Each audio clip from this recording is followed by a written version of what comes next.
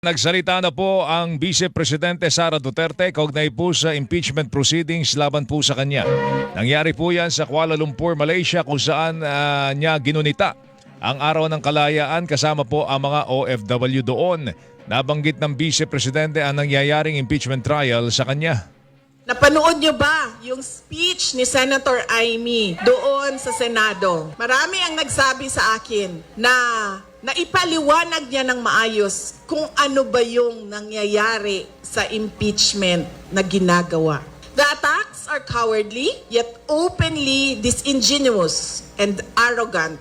Absence of basic human decency and respect for the rule of law. Typical of people drunk in power. Tinig po ni Vice Presidente Sara Duterte kasama po ang pangalawang pangulo sa Malaysia sa Malaysia ang dalawang senator judge na dumidinig sa kanyang impeachment complaint na sina Senador Amy Marcos at Senador Robin Padilla.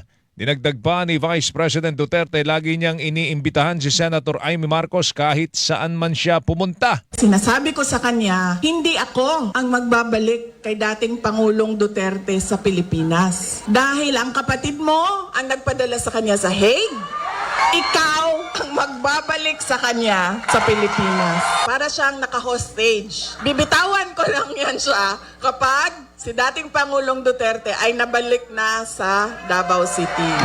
Tinig po ni Vice Presidente Sara Duterte, samantala hindi naman napigilan ni Senator Marcos na banggitin ang impeachment hearing at nagbiro pa nga tungkol po sa ilang mga nangyari at nanawagan siya ng suporta para sa Vice Presidente. Samahan ninyo ako na tayong lahat sa likod ni VP Inday Sara Duterte ay maninindigan para sa bayan, para sa konstitusyon, para sa ating bansa.